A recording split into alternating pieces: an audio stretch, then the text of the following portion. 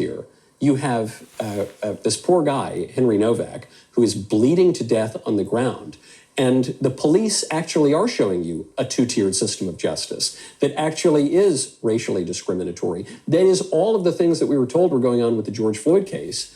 The difference is in this case, there was absolutely no explanation, no justification whatsoever. It was the police taking the side of a perpetrator over the victim, refusing to believe the victim, I think, pretty clearly on the basis of his race. Martin Monhill, your response to that? There are a few things that were said. So one, the police in the George Floyd case certainly used excessive force, and the force that they used wasn't a last resort. There were other measures they could have used, including not having their foot on his neck. Even after he was subdued, they still used excessive force. I think that's sort of indisputable at this point. And yes, a crime was committed allegedly, but police are often around when crimes are committed. You know, the whole job of being a police officer is to manage circumstances and situations when crimes are committed. And too often in this country and in your country, we see that when crimes are committed, police are an escalating force rather than a de-escalating force. I don't think this is a moment to say, hey, you know, the truth is white guys are the ones who are catching all the hell, or non-black or brown people are the ones catching all the hell when it comes to policing in this ostensible two-tiered system of justice. But you're not in the UK, so you don't know. You don't know that the laws are set different. I think a better way of thinking about it is this is an opportunity for us to think about policing differently. This is an opportunity for us to think about force differently, and this is an opportunity to think about either reform or, in my tradition, abolition differently with regard to policing in the streets and policing in our neighborhoods. When you say abolition, Mark, hang on, Mark. When you say abolition, are you actually advocating for abolishing the police altogether? I am, yes, but I think it's more important. You have no police force at all. That is what I'm saying, and I'm offering alternatives to policing. So it's not that we fire all the police and let the citizens run themselves. There are other mechanisms and systems that we can install that would, like public safety forces, like drug treatment forces, like violence interruption forces, that would do the job that police are currently doing, but better prepare those forces to create safe environments and safe neighborhoods. But I just want to finish the other thought before we get distracted by the abolition point here. It's a pretty big point to distract the debate, I have to say. I mean, I hear you, but it's no more of a distraction. Let's abolish the police. I mean, that's an extraordinary thing to say. I'm glad that you find it extraordinary, but it's no more of a distraction than pointing to George Floyd's alleged crimes when we're talking about an incident that happened all the way across the Atlantic. In both cases, we could focus just on this incident, and that's what I'm just trying to do as I finish this last point, which is a very simple one. What happened here was awful. The police should be held accountable. But we shouldn't be saying, I don't want to see violence in the streets. I don't want to see people harmed. I just want to take this as an opportunity to figure out how we can handle this situation differently. And it doesn't mean giving different outcomes to people based on whether they committed the crime or not. Even if I commit a crime, I still shouldn't be beaten or shot or stabbed. I shouldn't be choked out of my life. No matter what happens, I should still be given an opportunity to have a fair hearing, a fair trial, and due process. And that's for everybody. I don't care what. But he was, Mark. I mean, I guess that's the point. The reason there's a George Floyd parallel here is because of the claims of two-tier justice and racial discrimination and those very words, I can't breathe. And the distinction I'm pointing out here is, in the case of George Floyd, he was resisting arrest. The police didn't immediately go to putting their knee on his back or on his neck. They tried to subdue him, and he was acting erratic, perhaps in part because he'd ingested 4 times the lethal dose of drugs.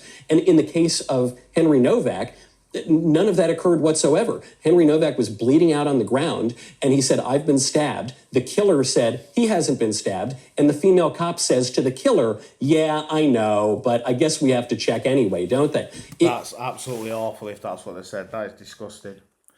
That is absolutely disgusting. Those officers need to get locked up.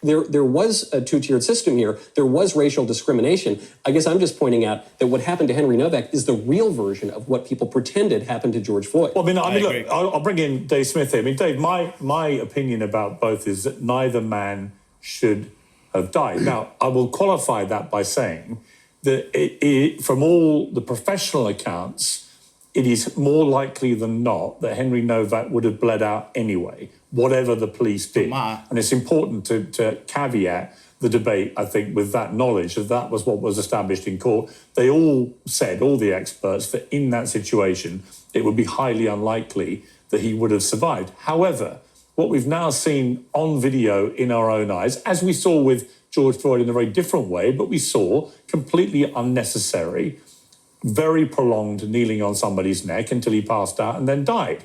To me, that's completely unacceptable, whatever the circumstances leading up to it. In relation to Henry Nowak, we saw an unbelievably callous disregard for an 18-year-old man who was literally dying in that moment on the ground. And they didn't not only not believe him, but they had immediately believed his killer, who had invented this version of events which suited him based on race. And I think the line that can be drawn between the two is I do think that the hysteria that followed George Floyd's killing, and I think that's an accurate word, whether people agreed with the level of it or not, it was hysterical. I don't think anything quite like it around the world, led to rioting all over America. The direct line is surely that the pendulum that swung violently then against institutions to be more racially sensitive, DEI programs and all the rest of it, I think there is a causal link here to the thinking of these police officers in the UK in the way they handled this incident. And that is why I think there is a genuine link, notwithstanding the deaths of two people. What do you think? Well, I guess I largely agree with what you're saying. And I do think that in the case of George Floyd, I think pretty clearly, and Michael is right, there was a point where he was resisting, but by the time they had him down, he was subdued. There was no need to have their knee or leg on his neck for that long. And yes, I think it was a tragic situation, and I think that the cops were did not handle that the right way. But to Michael's point, listen, if, just say, in the UK or in the United States of America, if there had been a situation where not a person who was committing a crime, a low-level crime, and then had an incident with police after that, but just a black kid was walking down the street and a white guy stabbed him to death, and then the cops handcuffed the black dude while he was bleeding out and sided with the white dude who had just stabbed him to death, I don't think Mark would be up here saying, let's not make this a race issue. And I think that's the thing that's a little bit frustrating. Yeah, it is. It is so annoying because this guy, the black guy, Mark Lavelle, in the middle, is supposed to be this guy that's an expert on race and racism and all this kind of stuff. But realistically, it just tends to favour black people. It doesn't. It's exactly what Dave just said. If that was the difference, if that was a different situation where it happened in reverse, he would be on here saying that it is racism. There is no doubt about that. As he was saying that when it was George Floyd, although they had reason to arrest him, not reason to put the knee on his neck, but they had reason to arrest him and all that kind of stuff. But yes, they would have a problem with it. It would have a problem with it, and so would all America, and they would go out rioting again, and so would the UK, and the blacks would come out. Guys like me and Michael Knowles who agree on everything. My show will be coming to the Daily Wire next month. But look, the point is this: it's not only this is how much it's a two-tiered system of justice that Michael didn't even mention. The Sikhs are the only ones who are allowed to carry these knives in public. You're telling me that your security agency, your government has actually disarmed its own. There is one group of people who's allowed to have this weaponry and one who's not. Yeah. And by the way, it's not Englishmen. So that's quite Englishmen who are allowed to defend themselves. I wonder if. No, it's not. It wasn't very ceremonial in this case, was it? Well, hang on. But just to be clear, but you're making it seem as if Sikhs are allowed to have weapons and no one else is, and that's I'll bring you back in, Mark. That's literally the case, guys. That's literally what the rule is. It's not literally the case. Let me just explain what the case. I will tell you what the rule is, Mark. I will explain because actually it's my show. Last time I checked, so if you just let me do the talking for a second, which is that it is an interesting case because actually it is allowed for Sikhs to carry ceremonial knives in this way, in a way that it wouldn't be for me to do the same. However, interestingly, it's pretty much the same rule in America, is our understanding, that you can do that as well. So we checked the Kirpan law in the USA. Carrying a kirpan is generally protected as an exercise of religion under the First Amendment, but is regulated by states and local knife laws and banned from federal facilities and airports. So there is a slight caveat there. But Piers, we got something else that cancels out that problem. You Well, they're know? called guns, yeah. Yeah. But let's not get me going on your gun rules, because we'll be here all Well, night. I'm just saying, listen, I know you're not going to agree with me on this, Piers, but my advice to all Englishmen is that you find it to be your religious belief that you have a right to a handgun. Well, and if a the Sikh other tries way, to stab you, shoot him in the face. the other way that's to do it. exactly it. But they won't let that happen. Defense. Well, the other way to do it is to go the way that France and Germany have gone, where they have actually banned Sikhs from carrying the kirpan because they do think it creates a two-tier system in society, which I think is inarguable. The question is whether, if you have it, and Bianca Nobilo, who does History Uncensored for me, has done a very good explainer, which we'll include as part of the show tonight, about the history of the kirpan, about the 5Ks that are part of the Sikh faith and so on, which is it's not irrelevant, because the vast majority of Sikhs, of course, wear the kirpan and never do this kind of thing. And in fact, if you take the kirpan under British law out of its scabbard, then in that moment it becomes a crime. So you can't actually take it out and brandish it or use it. It has to remain in its sheath. So I think it's complicated. It's not as simple as it seems.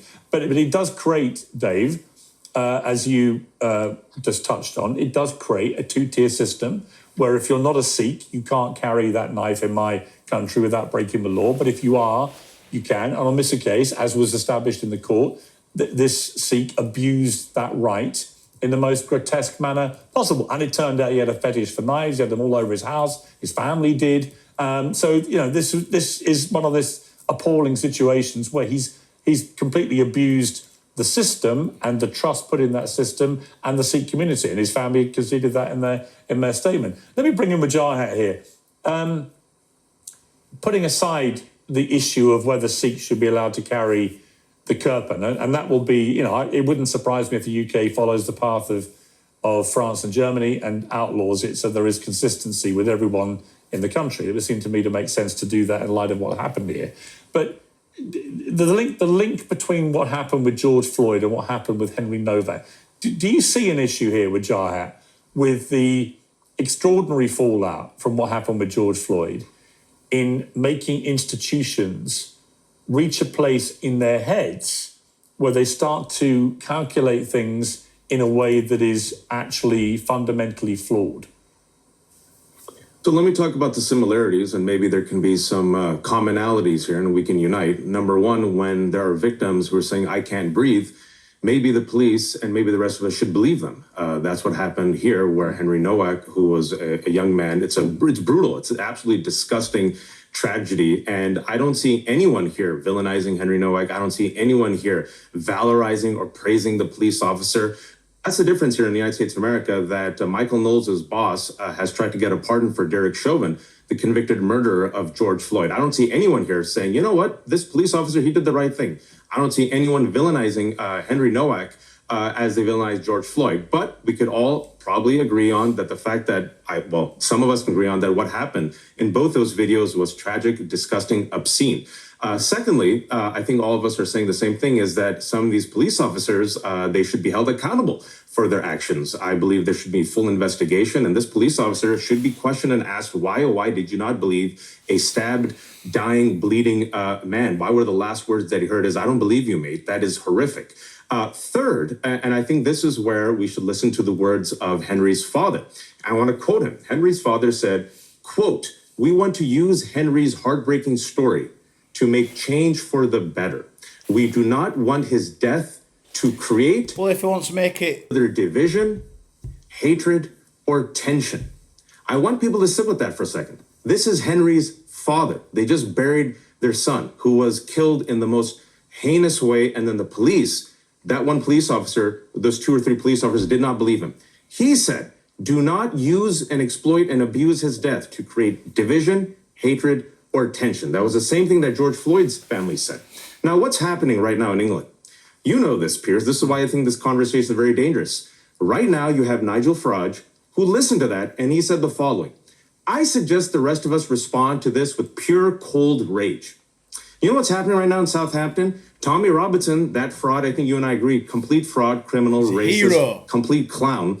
He's sitting there encouraging his hooligans to go after Muslims. The killer's not a Muslim.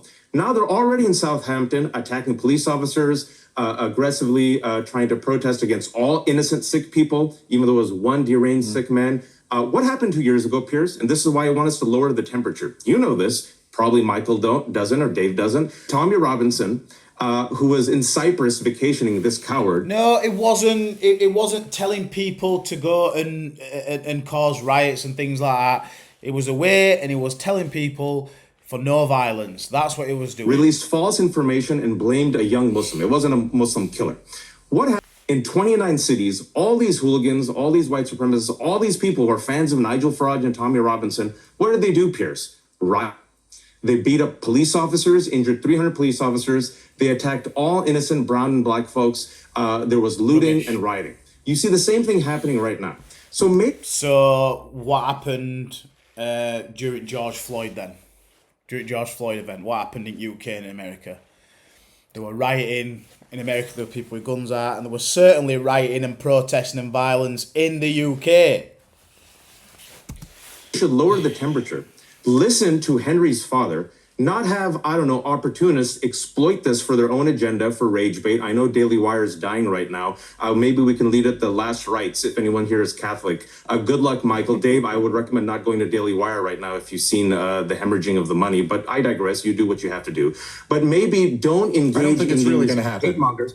Don't engage in these hate mongers and look at what happened 2 years ago, Piers. You saw this happen 2 years ago. Let's lower the temperature. Well, the reason I tried to cut in was we lost your sound as you explained what that was 2 years ago, which was an incident an appalling incident where 3 young girls were killed by a deranged maniac who initially the reporting was that he had come over illegally on one of the small boats on the southern border of the UK, and that turned out to be completely untrue.